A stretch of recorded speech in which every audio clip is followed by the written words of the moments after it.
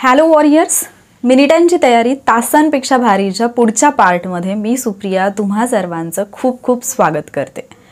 आपण हा जो एक नवीन उपक्रम सुरू केला आहे त्याचे ऑलरेडी 9 पार्ट्स जे आहेत ते मी अपलोड केलेले आहेत चॅनलवरती. जर तुम्ही ते पाहिले नसते तर पहिल्यांदा पाहून घ्या, कारण तिथून खूप जास्त डाटा तुमचा कव्हर होणार आहे. आणि जसं वेळ वाया न घालवता मी पटपट तुमचे पॉईंट्स कव्हर करून देते, तसंच वेळ वाया न घालवता व्हिडिओला लाईक करून घ्या. सो आजच्या लेक्चरमधला जो प्रश्न आहे तो क्रांतिकारी चळवळ या टॉपिकशी रिलेटेड आहे. आजचा प्रश्न आहे, जॅक्सन खून प्रकरणात खालीलपैकी कोणाला फाशी देण्यात आली होती? अशा प्रकारचे प्रश्न इतिहासमध्ये विचारले जाण्याचं प्रमाण जास्त आहे. 3-4 व्यक्तींची नावं दिली जातात, एखादा इन्सिडेंट दिला जातो आणि कुठली व्यक्ती संबंधित आहे नाही या प्रकारचे प्रश्न विचारले जातात. सो इथे ऑप्शन आहेत अ. अनंत काणेरे, ब. विनायक देशपांडे, क. कृष्णाजी पंत आणि ड. शंकर सोमण. परत पर्याय दिलेले आहेत, फक्त अ आणि ब, अ, ब, क की वरीलपैकी सर्व. तर या प्रश्नाचं जे उत्तर आहे, आपल्याला इतकंच माहिती असतं की अनंत लक्ष्मण काणेरे यांनी कलेक्टर जॅक्सनचा खून केला होता. मात्र या प्रकरणामध्ये पुढे जाऊन फाशी कोणाला झाली असा जेव्हा प्रश्न येतो त्यावेळेला आपल्याला वाटतं की त्याचं उत्तर फक्त अ असेल. आणि ऑप्शन एलिमिनेट करायला मी तुम्हाला कुठे ऑप्शन ठेवलाच नाही, कारण सगळीकडे अ दिलेला आहे. तर याचं उत्तर आहे पर्याय क्रमांक 3, अ, ब, क बरोबर. तर पहिल्यांदा आपण पूर्ण माहिती पाहूयात अँड देन आपण पाहूयात की कुठल्या 3 व्यक्ती आहेत आणि नक्की काय बाकीचे जे म्हणजे चौथं जे नाव मी दिलेलं आहे ते काय आहे.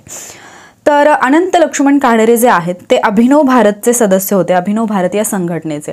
मग अभिनव भारत ही जी संघटना होती, ॲक्च्युली 1900 साली मित्रमेळा या नावाने सावरकरांनी एक संघटना स्थापन केली होती. मित्रमेळाची स्थापना केली होती 1900ला.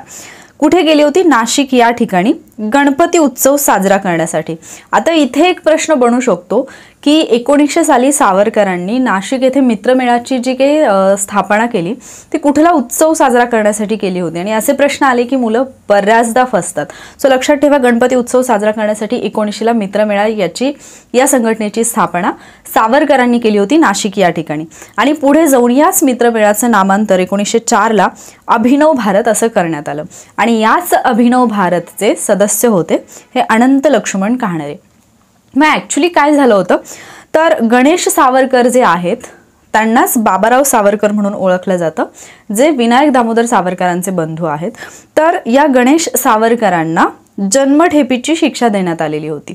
आता यांना जी शिक्षा सुनावली ती शिक्षा सुनावणारा जो काही नाशिकचे न्यायाधीश आणि तत्कालीन कलेक्टर होता जॅक्सन, तर याने शिक्षा सुनावली म्हणून त्याचा बदला घेण्यासाठी म्हणून अनंत लक्ष्मण काणेरे यांनी 21 डिसेंबर 1909ला, डेट महत्त्वाची आहे लक्षात ठेवा, 21 डिसेंबर 1909 या दिवशी विजयानंद थिएटरमध्ये गोळ्या घालून त्याला ठार केलं, त्याची हत्या केली. आणि मग पुढे जाऊन ज्यावेळेला त्याची हत्या झाली तर मग जो खटला चालला त्याच्यात कोणाला शिक्षा झाली हा प्रश्न आहे आपला. तर ज्यावेळेला अनंत लक्ष्मण काणेरे यांनी या जॅक्सनचा खून केला होता त्यावेळेला त्यांचं वय फक्त 17 वर्षांचं होतं. आणि आपण इकडे MPSC मध्ये वयोमर्यादा वाढवून द्या म्हणून आंदोलनावरती आंदोलनं करतोय. तर विचार करण्यासारखी गोष्ट आहे की इतक्या कमी वयामध्ये सुद्धा त्यांनी तो विचार केला आणि ते कृत्य केलं. आता काही लोक याला हिंसक कृत्य म्हणतील, पण आपल्यासाठी लढणाऱ्या माणसासाठी उचललेलं हे एक क्रांतिकारी पाऊल होतं. सो त्यावेळेला ते 17 वर्षांचे होते. आणि या प्रकरणामध्ये एकूण 38 लोकांना शिक्षा झालेली होती, अटक झालेली होती.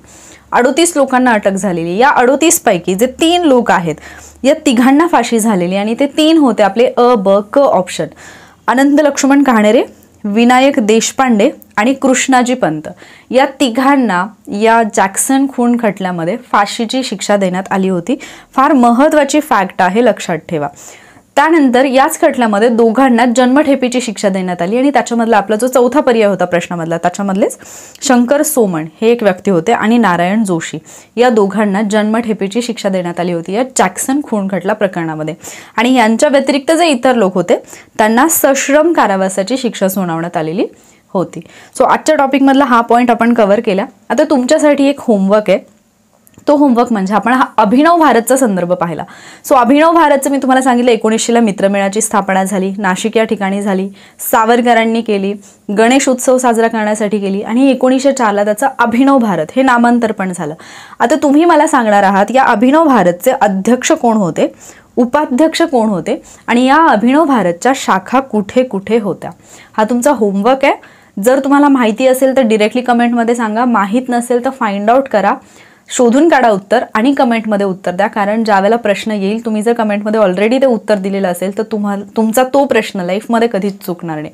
त्यामुळे नक्की ट्राय करा. आणि जसं मी सुरुवातीलाच सांगितलं की याचे अगोदरचे काही पार्ट जे मी अपलोड केलेले आहेत ते जर पाहिले नसतील तर पाहून घ्या. बऱ्याचशा पार्ट याचे जे काही पार्ट आहेत, एक सेकंड, याचे जे काही पार्ट आहेत त्या प्लेलिस्टची लिंक जी आहे ती तुम्हाला एंड स्क्रीनला मिळूनच जाईल बाजूला, तिथून तुम्ही ते पाहू शकता. आणि हा जर उपक्रम तुम्हाला आवडला असेल, फायदेशीर वाटला असेल तर व्हिडिओला लाईक आणि शेअर नक्की करा. त्यासोबतच चॅनलवरती नवीन असाल तर असेच व्हिडिओज पाहण्यासाठी चॅनलला सबस्क्राईब नक्की करा. लवकरच भेटूयात पुढच्या पार्टमध्ये. थँक्यू.